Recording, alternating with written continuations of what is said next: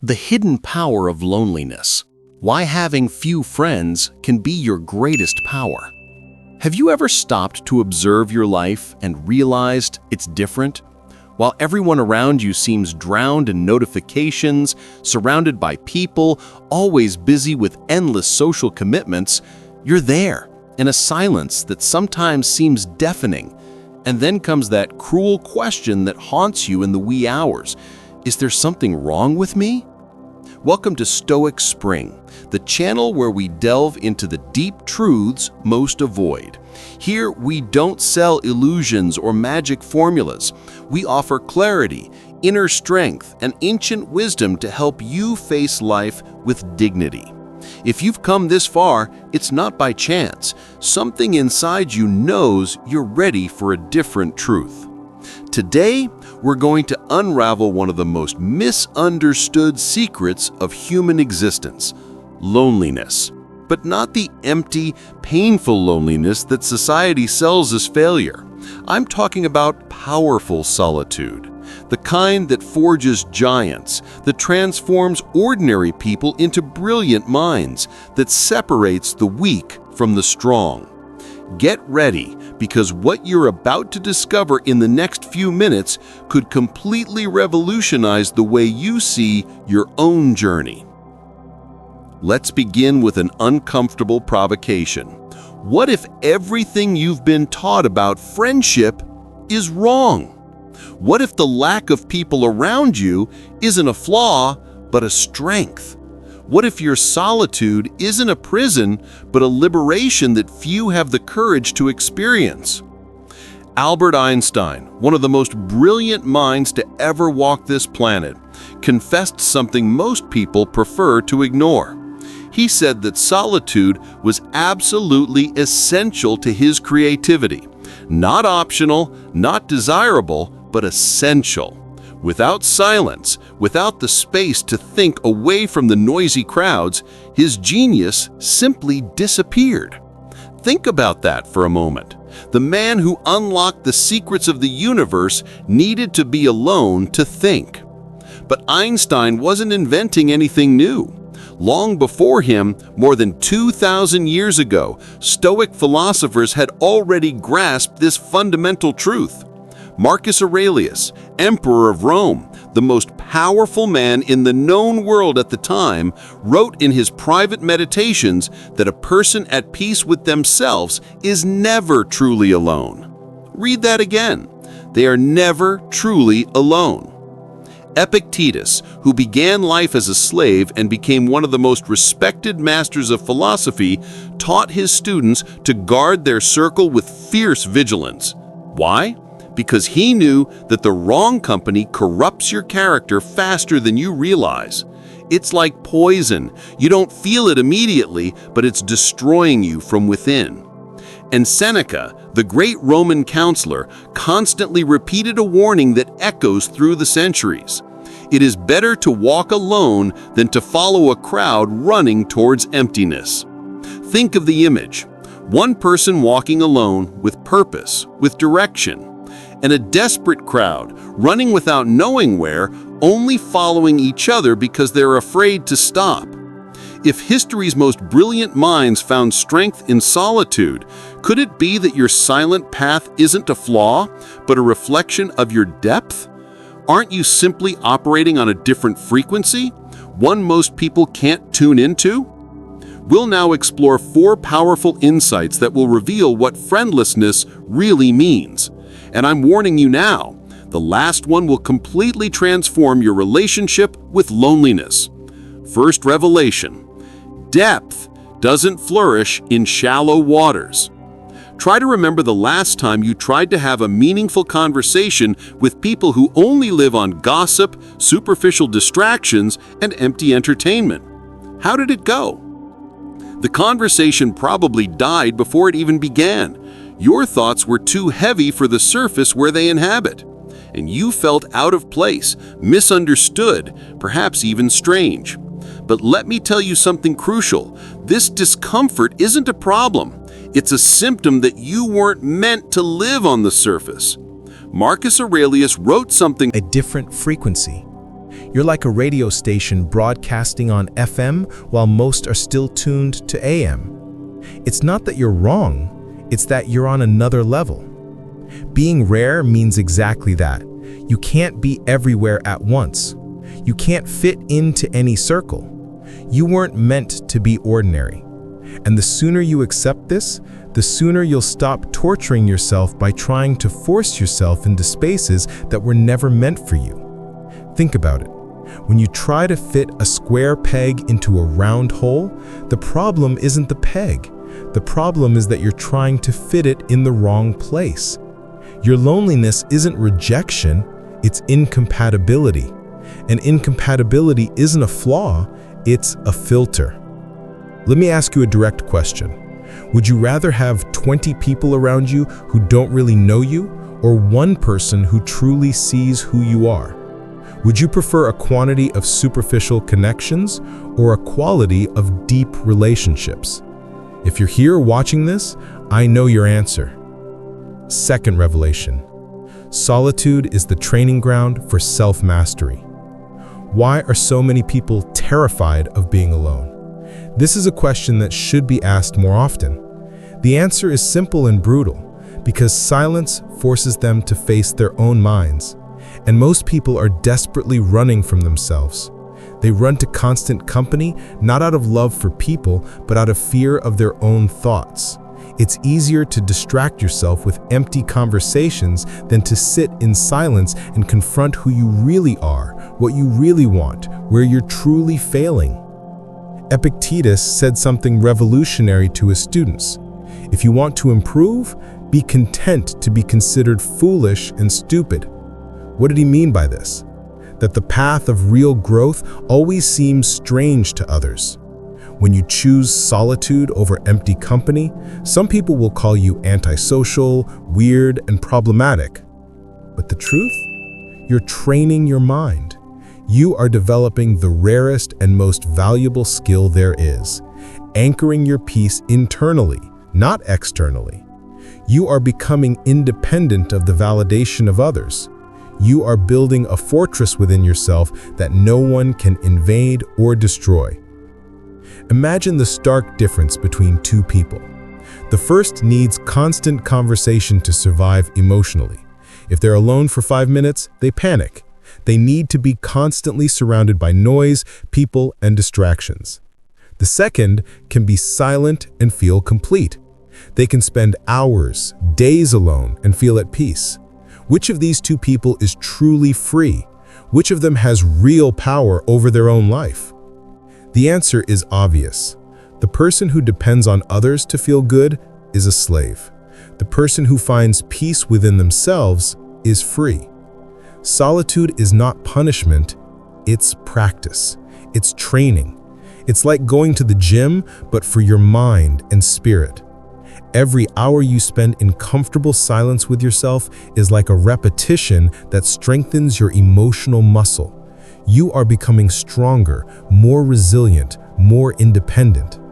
And here's the secret no one tells you. This strength you develop in solitude becomes your greatest weapon in life. When you don't need anyone to feel whole, you can choose the right people out of will, not necessity.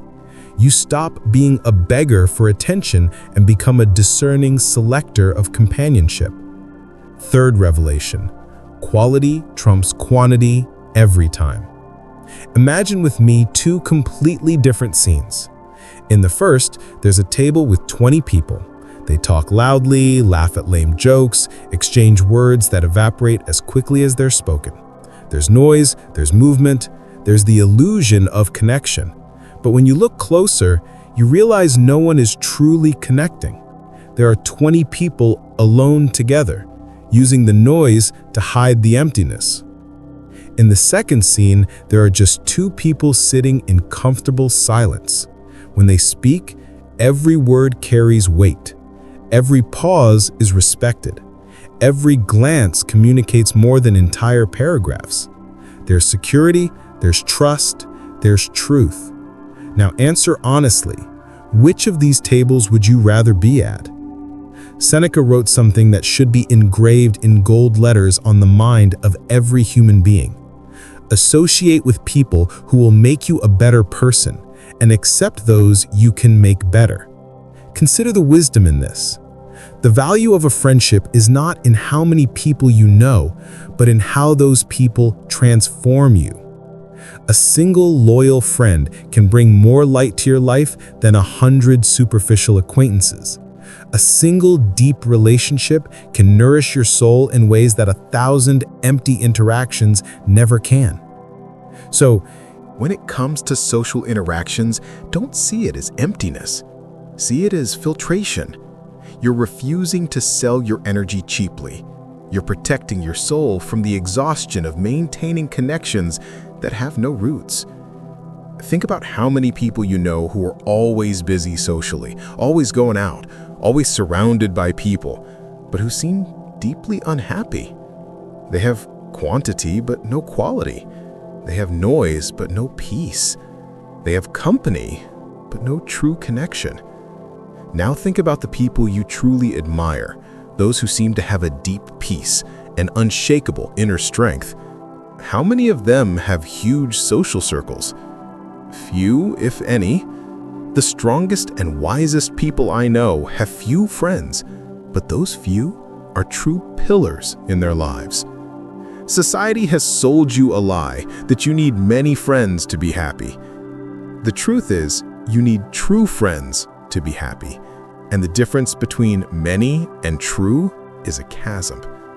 Every minute you spend maintaining a superficial friendship is a minute stolen from yourself or from relationships that truly matter. It's an investment with a negative return. You put in energy and get nothing in return but emotional exhaustion. So let me give you some permission you might need to hear. It's okay to have few friends. It's okay to say no to invitations that don't nourish your soul. It's okay to prioritize quality over quantity. It's okay to protect your energy as the precious resource it is. Fourth revelation: the right people appear in the right season. Nature teaches us something fundamental about timing that most people completely ignore. Flowers don't bloom in winter. Fruit doesn't ripen in a day. Trees don't grow overnight. Everything in nature respects the time required for each process. But when it comes to friendships, we expect them to appear instantly, as if the right people should appear on command whenever we feel alone. It's a completely irrational expectation and a source of unnecessary suffering. The Stoics warned us against this illusion millennia ago. They understood something profound. You can't control who enters or leaves your life. You can't force others to understand you, value you, or stay by your side. Trying to do so is like trying to control the wind. You only become frustrated and exhausted. But here's what you can control. You can remain authentic. You can keep your values clear. You can be true to who you truly are, even when you're alone, especially when you're alone. And when you do, something magical happens. Your values begin to function like a beacon in the darkness. Slowly, gradually, but inevitably, people who share your depth begin to be drawn to your light. Not because you're begging for attention or forcing yourself into places where you're not welcome, but because your authenticity shines so brightly that it can't be ignored. Think of it this way. If you constantly dim your shine just to fit in, the people who could genuinely value you will never even notice you. You'll be so busy hiding that you'll become invisible to the right people. But if you stand firm, even in solitude, even when it hurts, even when everyone else is conforming and you're alone resisting, you make it possible for the right eyes to see you, for the right hearts to connect, for the right friendships to form. And here's the important thing. When the right people finally show up, and they will, they won't ask you to change. They won't demand that you diminish yourself. They won't try to mold you into something you're not. They will recognize you exactly as you are and say, "Finally, someone like me." This is completely different from friendships based on convenience, where you have to wear masks, hide parts of who you are just to be accepted. These friendships are exhausting because you're constantly performing instead of existing. The true friendships that form when you remain authentic are liberating. You can let your guard down. You can be vulnerable. You can show your flaws without fear of judgment. And in return, you receive the same: authenticity, vulnerability, truth. But these friendships take time to form. They don't appear overnight. They're like old trees. They take years to grow, but once established, their roots are so deep that storms can't shake them. So if you're in a season of solitude right now, understand that it may be exactly the preparation you need for the deep connections to come. When friends arrive, you won't cling to them out of desperation. You won't become dependent or needy. You'll connect with them from a place of inner abundance, not scarcity. And that changes everything.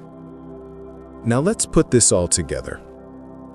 What does a lack of friends really indicate about you?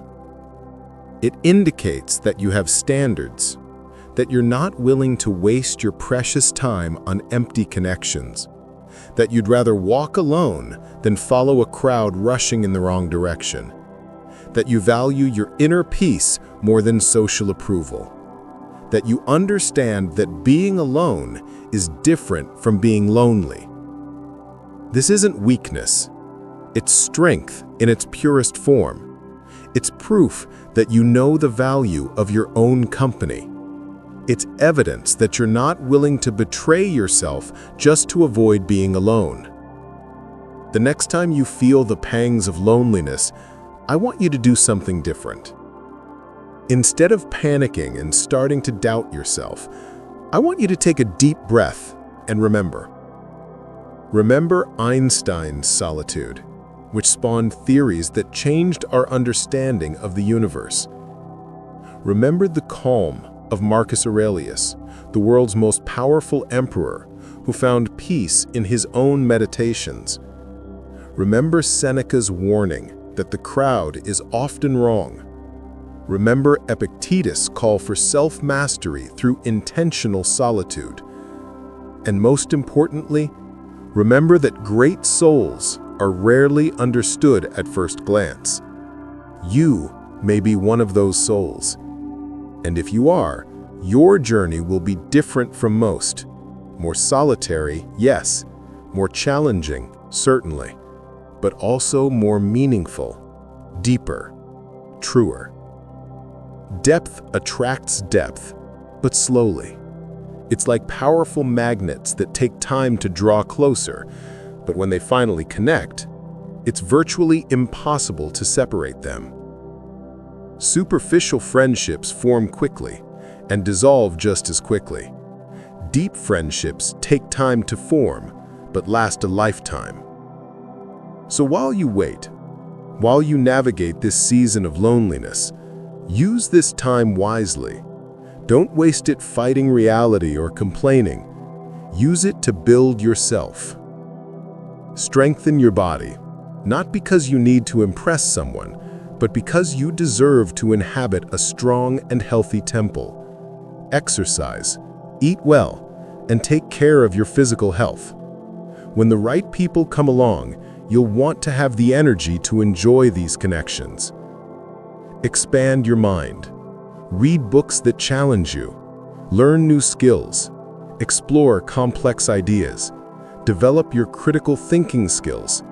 Become so interesting that you even enjoy your own company.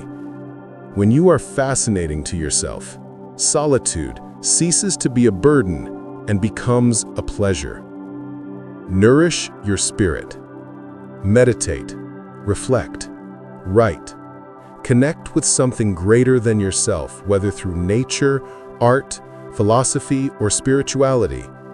Develop an inner life so rich that you never feel empty, even when you are alone. Let solitude become your forge. Let this time alone be the place where your resilience is formed, where your clarity is honed, where your inner strength is tempered like steel. Because when the right people show up, and they will, They won't find you broken and desperate. They will find you whole. They will find you strong. They will find you at peace with yourself. And then the dynamic changes completely. They won't be rescuers of your loneliness. They will be companions to your fullness. They won't be filling a void, but adding to your abundance. They won't demand that you shrink or compromise your values.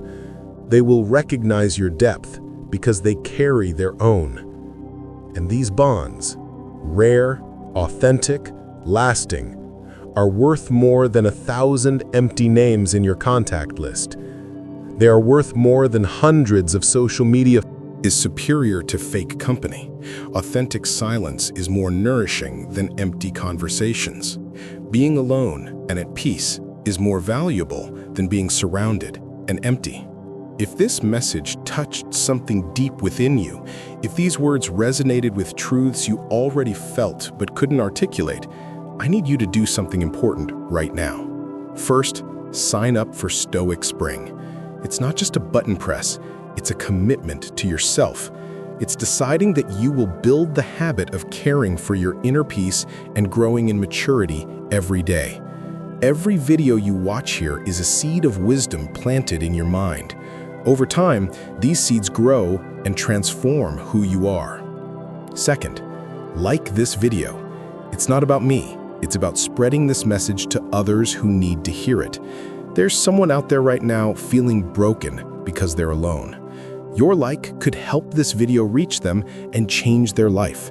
It's a small action with a potentially huge impact. Third, go to the comments and write, "I value quality over quantity."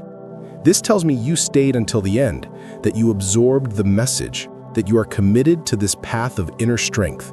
And when you write this, you are also declaring it to yourself, reinforcing this truth in your own mind. And before you leave, there's one more thing. Choose one of the videos that will appear on the screen now. Like this one, they can not only change how you think, but how you choose to live. Each video is a tool, a lesson, a transformation waiting to happen.